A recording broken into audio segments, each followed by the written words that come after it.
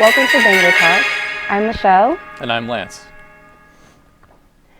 We start today's broadcast with news that United Student Government President Derek Jordan has been placed under review and given sanctions that, if not followed, can lead to impeachment. In a grievance filed by senior student Brandon Van Avery, President Jordan was found in violation of filing meeting minutes, attending office hours, and speaking in an unprofessional manner. President Jordan stated, "The entire case was a joke from the beginning, but did feel that the ruling was fair." Mr. Van Avery, who is also president of the Native American Students Organization, believed justice was served. On a lighter note, we would like to say congratulations to the newly awarded United Student Government President, Ron Grant. After receiving 402 votes, it was an impressive victory by the former Senator of the Year.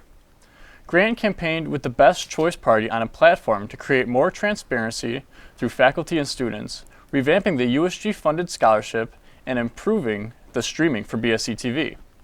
President Grant, in a statement to the record, said, "I'd like to just thank you to the students who voted and showed that they support me and showed that they agree with the criteria that I was running on." The vice president position was the other USG position fulfilled this election season. Idris Abbas won on an unopposed ballot, receiving the largest number of individual votes at 438 votes. Abbas is currently the Rules and Regulations Chair and has been looking forward to running. His main goal is to change public perception about USG and raise awareness about the organization. To complete the top 3 positions that were voted upon this election season was the treasurer's position. In the most competitive race, which had 4 different candidates campaigning for the spot, it was Latia Banks who walked away with the victory, gaining over 342 votes. Ms. Banks has been a member of the Budget Committee over the past 2 years and has worked closely with current Treasurer Daisha Richards. This past semester, Ms. Banks served as Vice Treasurer and plans on fixing all the areas that are hindering USG. It was not all good news this election season. However, as this year's voter turnout was the lowest it has been in 5 years, only 555 undergraduates came out to vote this past week. That total is around half of the votes that were cast just last year and only makes up 6% of students here on campus. Last year, elections were done with referendum about whether to keep the student activity fee at $75, while this year was done with personal campaigns. The only other time voter turnouts have been this low was when they were done online. This past Saturday was open house here on Buffalo State campus. We had reporter James Bittler on scene reporting. On Saturday, April 2nd, Buffalo State held its annual open house. Unlike other open houses in the past, this open house was for exclusively accepted Buffalo State students coming to the campus in fall 2016. We asked USG President Derek Jordan the importance of a freshman attending the open house. Truly makes students know that we are a very diverse campus.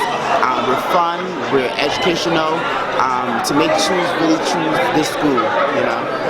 I think it's important to be a student ambassador because when students come here, they don't just want to see, classes and history of a building. They want a true perspective of what the school is like and how it's going to be for them to be a student living here.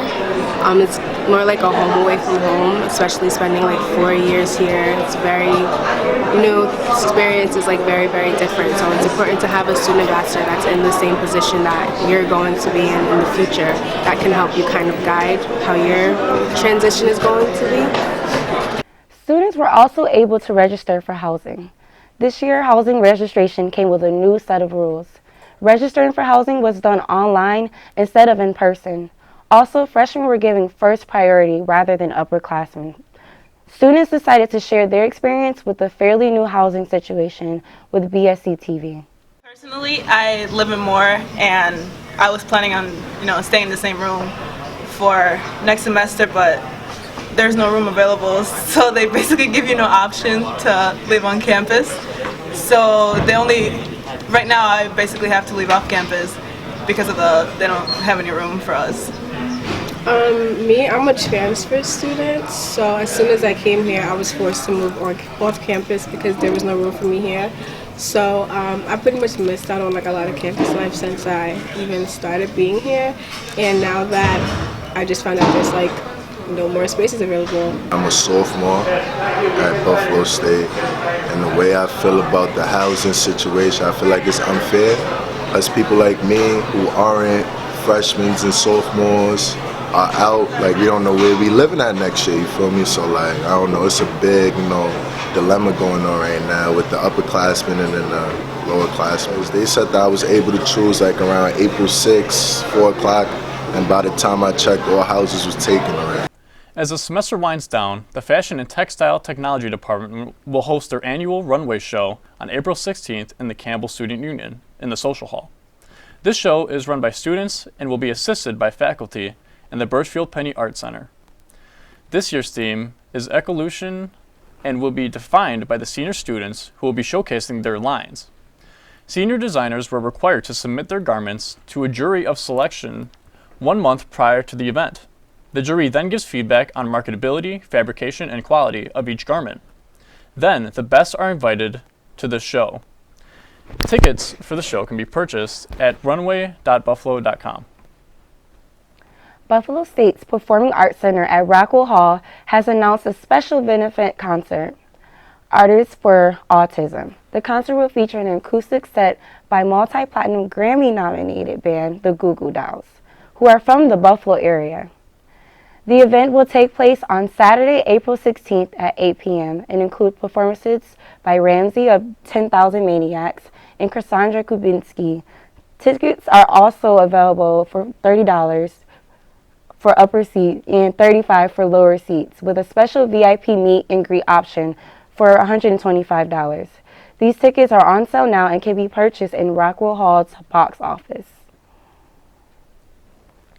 There's a new personal safety device that can be used by students here on campus called the Sound Grenade. Launched by a based company, RoboCop, this device is the size of a flash drive and can be used easily when you are in a dangerous situation. Users pull the top off, which will activate an alarm that can be heard over 300 feet away. The goal is for the alarm to deter any potential attacker from committing a crime and to bring attention to the conflict. The Sound Grenade can be found on RoboCop's website, darmco.com or amazon.com for only $20. The hype all over campuses nationwide for the past few weeks has been about March Madness. As the bracket narrowed to the Final Four teams, fan favorite Syracuse was defeated by the North Carolina Tar Heels 83-66, and the Oklahoma Sooners lost to the Villanova Wildcats 95-51. In the final face-off between the Wildcats and Tar Heels, it was anyone's game. With 4 seconds left on the clock in the fourth quarter, in a tied game, Chris Jenkins shot a buzzer-beater three that gave Villanova the victory and a second national championship title. It was definitely one of the craziest finishes in NCAA tournament history. We'd like to congratulate Buffalo State senior Sasa Van for landing the Student Athlete Spotlight. The Long Island native has accomplished her time here at Buffalo State. Van, who was a dual major in psychology and hospitality administration with a constant, has made the dean's list every semester. She was recently named recipient of the SUNY Chancellor Scholar Athlete and Student Excellence Awards. Van will continue her education enrolling in Ball State University's Sports and Exercise Psychology graduate program, where she was awarded a graduate assistantship. We wish you the best with your future endeavors. Once a Bengal, always a Bengal. 9 games in, and Buffalo State is still trying to find out who they are as a team. At 3-6 and 0-1 in the SUNYAC, the Bengals are just beginning their in-conference schedule. The Lady Bengals suffered a close 15-13 loss against SUNYAC rival Potsdam in the team's conference and home opener. Early on in the game, the Bengals found themselves down 6-2, but was able to erase the 4-goal deficit and tie the game at 7, with time about to expire in the first half. It wouldn't be enough, however, to hold off the Bears. The Lady Bengals look for a comeback on Tuesday at Brockport. The game is scheduled for 4 o'clock p.m. Moving to the men's hockey and Frozen Four. The 4 final teams are Boston College, Quinnipiac, North Dakota, and Denver. North Dakota and Denver form one of the National Collegiate Hockey Conference's great rivalries. Thursday's Frozen Four semifinal was the 6th time the rivals have faced each other this season. The Fighting Hawks had a 2-0 lead heading into the 3rd period, but Denver inched back in the final period to the game at 2-2. But credit Nick Schmaltz, who scored with just under a minute left on the clock, giving North Dakota the upper hand with a 3-2 lead. The Fighting Hawks would tally in one more with an empty net goal to win 4-2. While yes, the snow may have you thinking we're back in December, the spring season has arrived and bats and cleats are out in full swing. The diamonds are up and open and the season is underway. The Buffalo Bison season opener, which was scheduled for Thursday, April 7th, has been pushed to the 8th versus the Pawtucket Red Sox. The 2016 Bison's lineup features 21 players with Major League experience, including a former National League All-Star. It also includes 5 players that helped the Blue Jays win an AL East season ago. So buy some peanuts and Cracker Jacks and enjoy the season. Thank you for watching Bengal Talk. Have a nice day.